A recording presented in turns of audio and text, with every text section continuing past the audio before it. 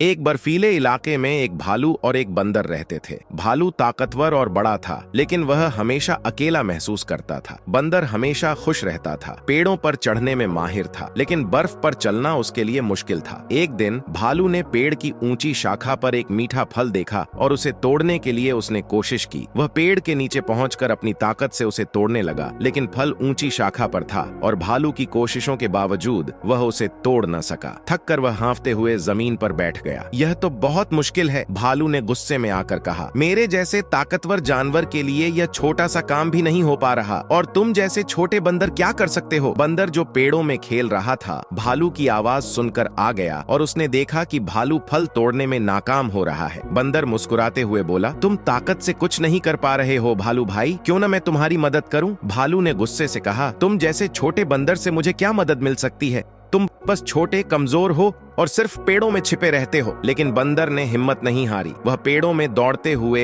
एक शाखा तक पहुंचा और फल को उतार कर भालू के पास ले आया। यह देखो, कभी कभी छोटी चतुराई और बुद्धि बड़ी ताकत से ज्यादा काम आती है, बंदर ने मुस्कुराते हुए कहा। भालू ने फल को हाथ में लिया और हैरान होकर कहा, तुमने यह कैसे किया? बंदर बोला, तुम्हारी ताकत तुम्हारी कमजोरी नहीं बननी चाहिए और मेरी चतुराई मेरी ताकत है। अगर हम दोनों अपनी कमजोरियों को ताकत में बदल लें तो हम कुछ भी कर सकते हैं। भालू ने सिर झुकाया और बंदर का धन्यवाद। उस दिन के बाद भालू और बंदर ने एक दूसरे की ताकतों का सम्मान करना शुरू किया और दोनों ने मिलकर जंगल में हर चुनौती का सामना किया।